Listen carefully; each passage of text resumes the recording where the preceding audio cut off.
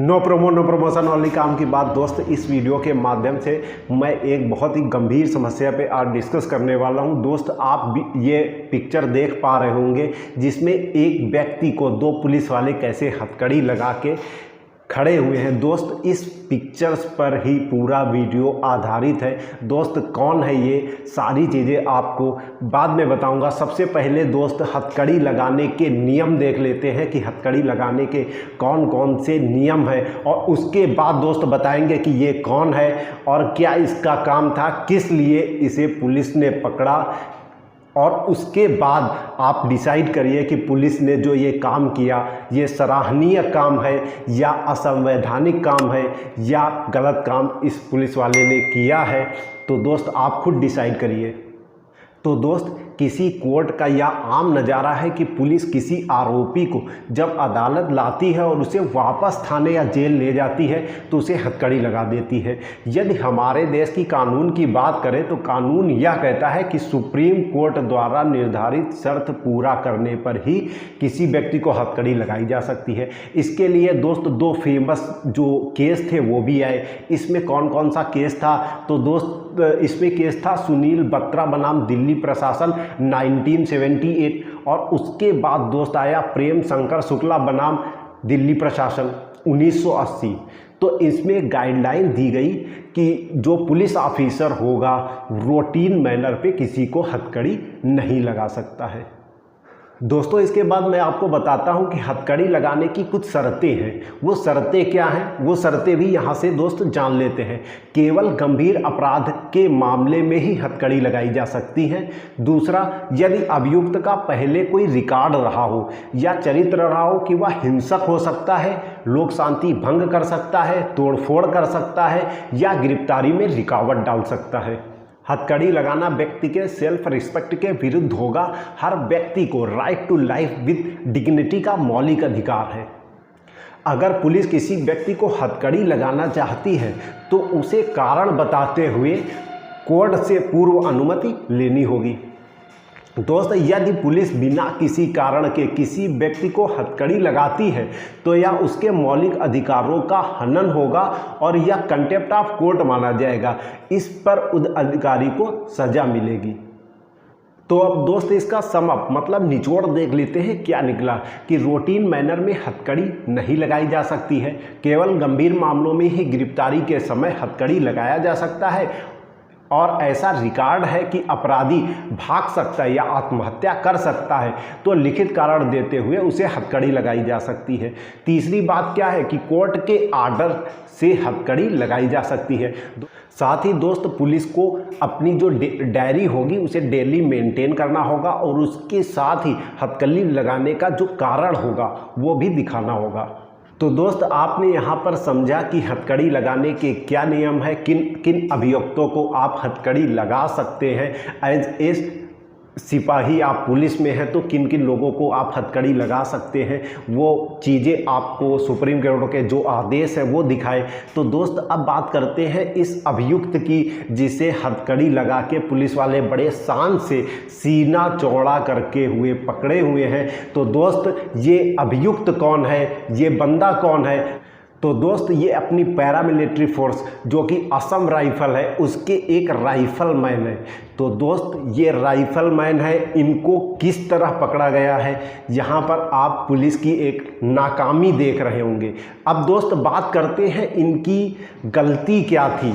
दोस्त इनकी गलती क्या थी, किस लिए इनको जानवरों की तरह इन पुलिस वालों ने पकड़ा है? तो दोस्त इनकी गलती ये थी कि जो लिक्वर कार्ड इशू होता है भारत सरकार की तरफ से, जो पैरामिलिट्री फोर्स है MHA के अंदर आती है, मतलब कि मिनिस्ट्री ऑफ होम अफेयर्स के अंतर्गत आती है, और इसे जो एक लिक्वर कार्ड इशू होता है तो उसमें जो लिक्वर मिलती है उसे लेकर ये बंदा अपने घर बिहार जा रहा था।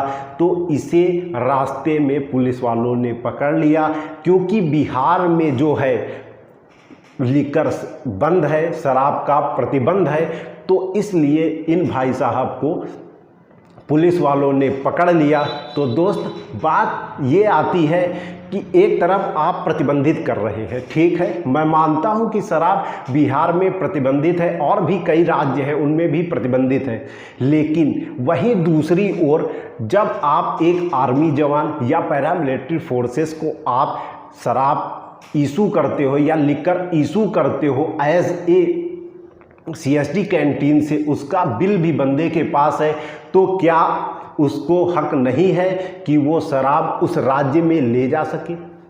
दोस्त एक और बात बताता हूँ यहीं पर कि वहाँ के जो 34 आसाम राइफल के कमांडिंग अफसर थे, उन्होंने सुपरिटेंडेंट ऑफ पुलिस से बात की और मामले को समझाया भी, लेकिन बंदे को नहीं छोड़ा गया।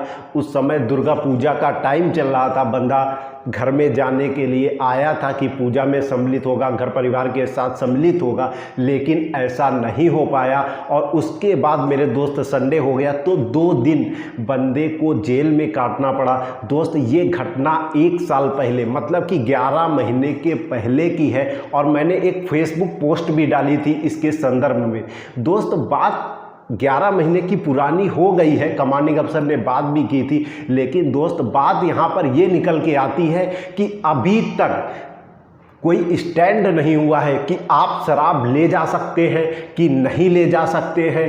दोस्त यदि एक आप राइफलमैन है, आप नीचे लेवल के आप कर्मचारी हैं, एक फौज के हैं, पैरामिलिट्री के हैं, तो आप इसके लिए आप ऊपर अपनी रिपोर्ट लगाइए और उनसे पूछिए कि अभी इसमें क्या हुआ है, हम शराब को या लिकर को अपने घर ले जा सकते हैं जहां पर प्रतिबंधित है या नहीं। उन्हें स्टैंड क्लियर करना होगा। यदि आप एक कमांडिंग अफसर हैं, आप कमांड करते हैं, आपने ये रिपोर्ट भी की, उसके बाद आपने क्या कार्रवाई की? आपको ऊपर लेवल पे इससे बात करनी थी कि क्या जो मेरा फौजी है, जो मेरा जवान है, वो अपने राज्य में जो लिकर इसे इशू हुई है ले जा सकता है या नहीं ले जा सकता है। दोस्त बात क्लियर करना बहुत ही ज़रूरी है, क्योंकि एक नहीं 50 ऐसे मौके आएंगे जहां पर सेना के जवान को जलील किया जाएगा ऐसे ही।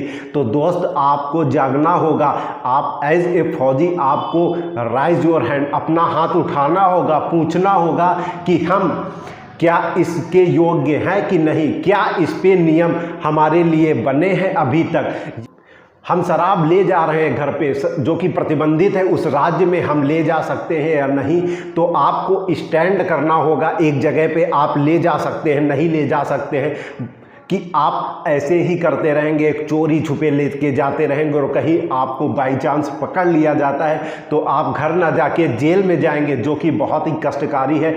आप एज ए जो सिपाही सोल्जर, एज ए सेना में कार्यरत एक कर्मचारी हैं, आप दिन रात सेवा करते हैं, वो मैटर नहीं करता, क्योंकि ये दोस्त सिविल है, सिविल में सभी पैसे के भूखे हैं और ये वही पुलिस वाले होंगे जिनको पैसे नहीं मिल पाए होंगे। तो उन्होंने एक ऐसा हथकंडा अपनाया और हथकड़ी लगा दी। देखो, जबकि आपको हथकड़ी के हमने नियम समझा दिए हैं, एज ए फौजी आपको जगना होगा, आपको आगे बात करनी होगी, क्या नियम है क्या नियम नहीं है, वो सब आपको जागरूक बनना पड़ेगा मेरे दोस्त। तभी संभव हो पाएगा कि आप अच्छा काम करते हुए भी चोरी छुपे जा रहे हैं तो वो गलत है। आप अच्छा काम कर रहे हैं, देश के लिए मेहनत कर रहे हैं, हम परिचित हैं उससे, लेकिन जो नहीं परिचित है वो आपके साथ ऐसा ही व्यवहार करेंगे, क्योंकि आपके पास उसका कोई नियम नहीं है कि आप उनसे कह पाओ कि हम ये चोरी का माल नहीं है। एज भारत सरकार ने हमको इशू किया है, उसके बेस पर हम ले जा रहे हैं, क्या हम इसके योग्य नहीं है कि हम ले जा सके? तो दोस्त आपको खुद जगना होगा, आपको अपने कमांडिंग अफसर से बात करनी होगी, आपको अपने उच्च अधिकारियों से बात रखनी होगी और जल्दी से जल्द इस दिशा में जो कदम उठाए जा रहे हैं वो होने चाहिए।